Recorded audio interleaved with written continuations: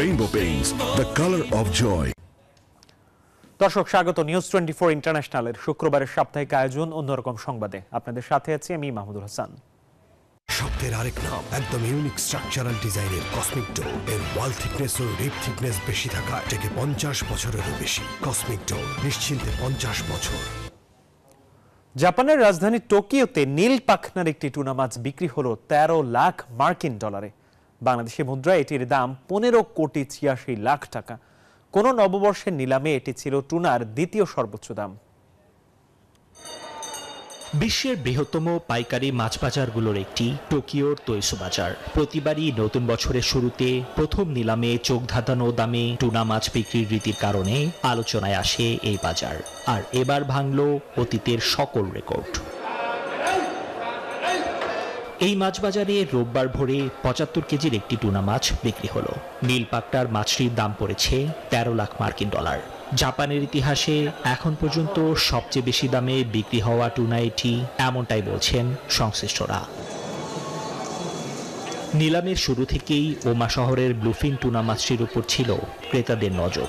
সঠিক পরিমাণ চর্বি থাকায় সুউচ্চ গুণসম্পন্ন এই শহরের টুনা মাছগুলো ব্ল্যাক ডায়মন্ড হিসেবে পরিচিত। বড় মাছটি নিলামে কিনে নেয় অনদেরা গ্রুপের মালিকানাধীন একটি সুশি রেস্তোরাঁ। নিবির আমিন, নিউজ 24। এই যে আমার ব্যাংক আরএফএল গ্যাস স্টোভ, এর সায়েন্টিফিক নজল আর ব্রাশ বার্নার তাপকে সমানভাবে ছড়িয়ে খরচ বাঁচায় 25%। আরএফএল গ্যাস স্টোভ নিরাপদ ও গ্যাস সাশ্রয়ী। 304 ফুড গ্রেড স্টেইনলেস স্টিলে তৈরি, যা নিশ্চিত করে জংবিহীন সিঙ্কের আজীবন নিশ্চয়তা। আরএফএল কিচেন সিঙ্ক, স্বাস্থ্যকর কিচেনের চিরস্থায়ী সমাধান। নতুন বছরের শুরুতে মায়ের কাছে টাকা চেয়ে না পেয়ে রেগে গিয়ে হাই ভোল্টেজ বিদ্যুতের তারের উপর শুয়ে পড়লেন এক যুবক। ভারতের দক্ষিণাঞ্চলীয় অন্ধ্রপ্রদেশ রাজ্যের মানায়াম জেলায় এমনই এক দৃশ্য দেখা গেছে, যা দেখে হতবাক গ্রামের সবাই। গত 31 ডিসেম্বর ঝুলন্ত তারের উপর শুয়ে পড়েন এক যুবক। বিদ্যুতের তারের উপর এভাবে শুয়ে থাকতে দেখে উৎসুক মানুষ সেখানে ভিড় করেন। খোঁজ নিয়ে জানা যায় ওই ব্যক্তি যখন বিদ্যুতের খুঁটি বেয়ে উপরে ওঠেন, তারের উপর শুয়ে পড়ার পর নড়াচড়া করছিলেন না। ভারতের দক্ষিণাঞ্চলীয় অন্ধ্রপ্রদেশ রাজ্যের মানায়াম জেলায় এমনই এক দৃশ্য দেখা গেছে। ওই ঘটনায় একটি ভিডিও সামাজিক যোগাযোগ মাধ্যমে ছড়িয়ে পড়েছে। পরিস্থিতি দেখে ওই ব্যক্তির জীবন বাঁচাতে স্থানীয় বাসিন্দারা দ্রুত লাইনের বিদ্যুৎ সঞ্চালন বন্ধ করে দেওয়ার ব্যবস্থা নেন। পুলিশ বলছে অনেক অনুরোধ করার পর ভেনকান্না নিচে নেমে আসেন। ওই ঘটনায় পুলিশ মামলা করেছে। কর্তৃপক্ষ ঘটনাটি তদন্ত করে দেখছে। ভেনকান্নাকে তার মা নিজের সামাজিক নিরাপত্তা পেনশনের টাকা দিতে অস্বীকার করার পর তিনি এই কাণ্ড ঘটান। মূলত নববর্ষ উদযাপনের সময় আরো মদ খাওয়ার জন্য ভেনকান্না তার মায়ের কাছে অর্থ চেয়েছিলেন। চন্দ্রা, নিউজ 24। বিজলি কেবলস যে কোনো স্থাপনার বৈদ্যুতিক সংযোগকে রাখে নিরাপদ। এর স্কিন কোটেড ইনসুলেশন সম্পূর্ণ ফায়ার রিটার্ডেন্ট, তাই বিজলি কেবলস নিজেই নিজেকে নেভায়। বিজলি কেবলস, নিরাপদ আজীবন। গাজা উপত্যকায় চলমান ইসরায়েলি হামলা থেকে রক্ষায় তাঁবুর নিচে একটি বড় গর্ত খনন করে থাকছেন বাস্তুচ্যুত একটি গাজান পরিবার। ইসরায়েলের বোমার হামলার ভয়ে গাজার দেইর আল বালাহে তাঁবুর ভেতরে একটি বড় গর্ত খনন করে বসবাস করছেন এক অসহায় বাসিন্দা। পরিবারের 10 সদস্যকে নিয়ে চলমান যুদ্ধের মধ্যে জীবনকে একটু সহজ ও নিরাপদ করতে কাজ করে যাচ্ছেন বাস্তুচ্যুত 37 বছর বয়সী ওবায়েদ। তাঁবুর ভেতরকার এই গর্ত তার পরিবারকে কিছুটা হলেও রক্ষা করবে নেতানিয়াহু বাহিনীর হামলা থেকে। খাদ্য, নিঃশ্বাস, বাতাসে যুদ্ধ শব্দটি সহজ নয়, কঠিন এবং বেদনাদায়ক। শত অনিশ্চয়তার মধ্যেও তিনি চেষ্টা চালিয়ে যাচ্ছেন হাতের কাছে যা কিছু আছে তা দিয়েই পরিবারের 10 সদস্যের ভোগান্তি কিছুটা হলেও কমাতে। তাঁবুর পাশেই ছোট জমিতে শাকসবজি ফলিয়েছেন পরিবারের খাদ্যের চাহিদা মেটাতে। বাচ্চাদের খাওয়ানোর জন্য প্রয়োজনীয় সবজি চাষ করছি। তারা কিছু বোঝে না, ক্ষুধার্ত হলেই খেতে চায়। পানির অভাব মোকাবেলায় ও ব্যক্তিগত ব্যবহারের জন্য বৃষ্টির পানি সংরক্ষণ করে রাখেন।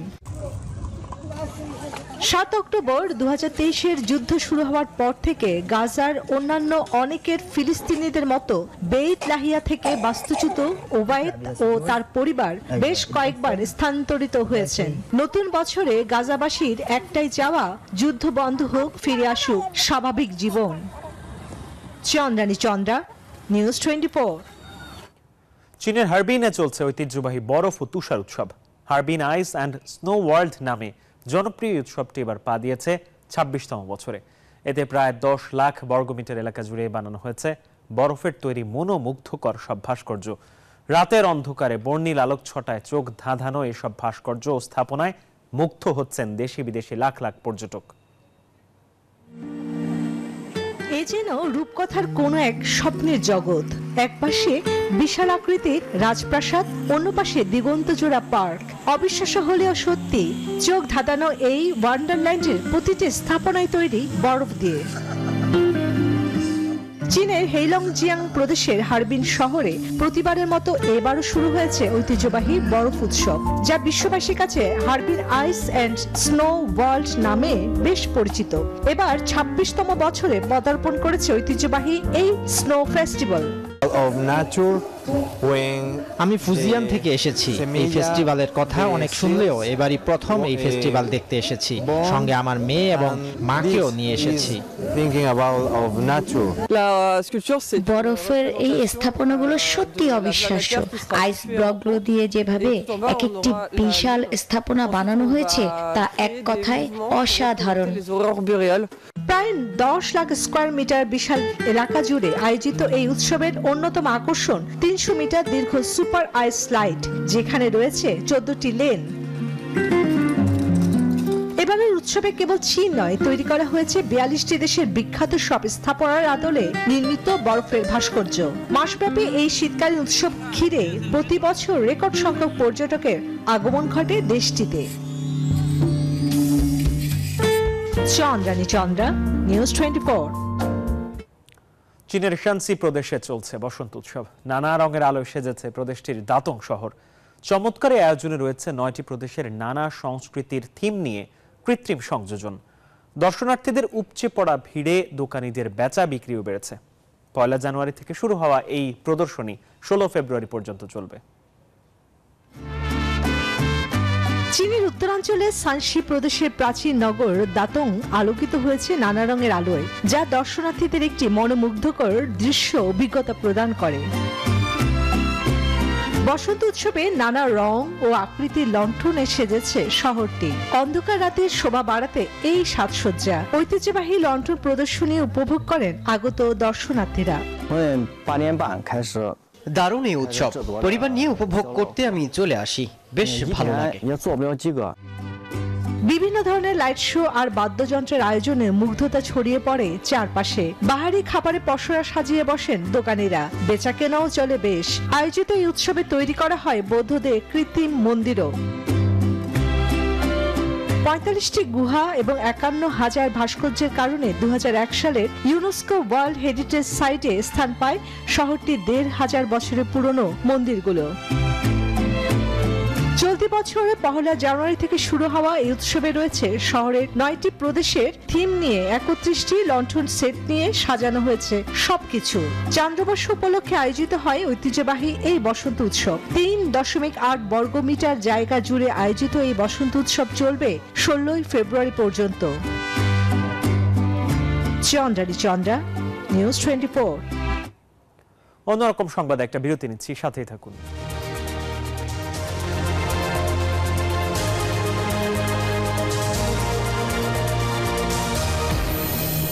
নুডলস খান নাই? তাহলে তো নুডলসই খান নাই। নুডলস খান নাই তো নুডলসই খান নাই।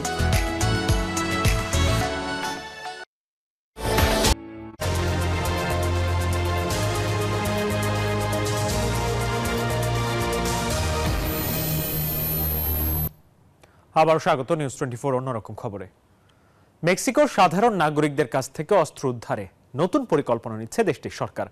অবৈধ মেশিন গান ও অ্যাসল্ট রাইফেল সহ আগ্নেয়াস্ত্র উদ্ধারে সর্বোচ্চ $1,300 আর্থিক প্রণোদনার চিন্তা করছে দেশটি।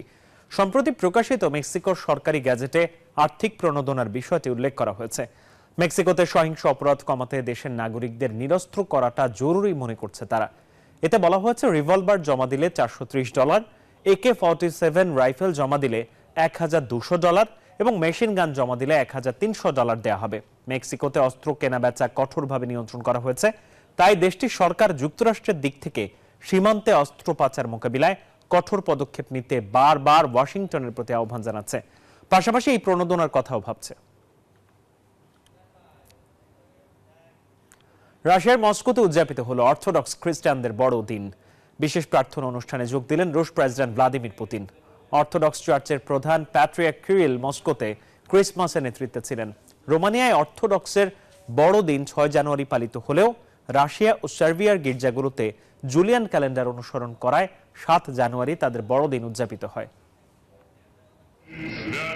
গির্জায় জড়ো হয়েছেন শতাধিক মানুষ। পরিবার পরিজন নিয়ে এসেছেন অর্থোডক্স খ্রিস্টানদের বড়দিন উৎসব পালন করতে। চারদিকে উৎসব মুখর পরিবেশ। স্থানীয় সময় মঙ্গলবার 7 জানুয়ারি রাশিয়ার মস্কোতে পালিত হলো অর্থোডক্স খ্রিস্টানদের বড়দিন। উৎসবের ভাগিদার হতে গির্জায় যোগ দেন রাশিয়ার president Vladimir Putin. Saint George the Victorious গির্জায় প্রার্থনায় মোমবাতিও জ্বালান পুতিন। মস্কোতে ক্রিসমাস লিটার্জির নেতৃত্বে ছিলেন অর্থোডক্স চার্চের প্রধান প্যাট্রিয়ার্ক কিরিল। সৃষ্টিকর্তার কাছে প্রার্থনা করি যুদ্ধ যেন শেষ হয়, শান্তি ও ন্যায় বিচার একসাথে আসে, কারণ ন্যায় বিচার ছাড়া শান্তি আসা সম্ভব নয়। ক্রেমলিন জানান এক বিবৃতিতে পুতিন রাশিয়া ও বিদেশে অর্থোডক্স খ্রিস্টানদের অভিনন্দন জানান। এছাড়া তিনি গির্জা প্রধানের সাথেও সাক্ষাৎ করেন। সার্বিয়াতেও জাঁকজমকভাবে দিনটি পালিত হয়েছে। বিশেষ প্রার্থনা উৎসব রোমানিয়া, বুলগেরিয়া 6 জানুয়ারি পালিত হলেও রাশিয়া ও সার্বিয়ায় গির্জাগুলোতে জুলিয়ান ক্যালেন্ডার অনুসরণ করায় 7 জানুয়ারি তাদের উদযাপিত হয়। অনেক অর্থোডক্স খ্রিস্টান 6-7 জানুয়ারি ক্রিসমাস উদযাপন করে। চন্দ্রানী চন্দ্রা, নিউজ 24। সূর্যের সবচেয়ে কাছাকাছি পৌঁছে ইতিহাস গড়ল নাসা। মহাকাশযানটি গিয়ে আবার নিরাপদ অবস্থায় ফিরেছে এবং স্বাভাবিকভাবে কাজ করছে। বিজ্ঞানীরা বলছেন এই অভিযান পৃথিবীর নিকটতম তারকা সম্পর্কে আরও বিস্তারিত তথ্য উদ্ঘাটনে সহায়তা করবে। সূর্যের এত কাছে পৌঁছানো প্রথম কোনো মানব নির্মিত বস্তু। নাসার পার্কার সোলার প্রোব সফলভাবে সূর্যের সবচেয়ে নিকটে, যা সৌরজগতের ইতিহাসে প্রথম। আর উত্তপ্ত লাল আগুনের ফুলকির মতো সূর্যের এমন দৃশ্য দেখে অবাক হয়েছে গোটা বিশ্ব। সূর্যের অনেক নিকটে প্রবেশ করায় বেশ কয়েকদিন ধরেই যোগাযোগের বাইরে ছিল solar প্রোবটি।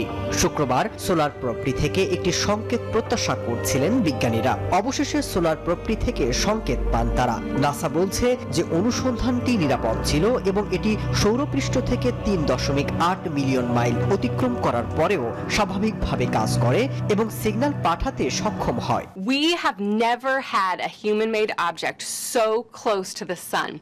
To get that close, we had to use Venus to have our gravity assist to slow Parker down so that it could get that close. সংস্থাটির দাবি সূর্যের এই ক্লোজ আপ জার্নিটি তাপমাত্রা সঠিক পরিমাপ করতে সাহায্য করবে, যা বিজ্ঞানীদের আরো ভালোভাবে বুঝতে সাহায্য করবে কিভাবে এই সূর্যের উৎপাদন লক্ষ লক্ষ ডিগ্রিতে উত্তপ্ত হয়। এই অভিযান পৃথিবীর নিকটতম তারকা সম্পর্কে আরো বিস্তারিত তথ্য উদ্ঘাটনে বিজ্ঞানীদের সহায়তা করবে বলে ধারণা করা হচ্ছে।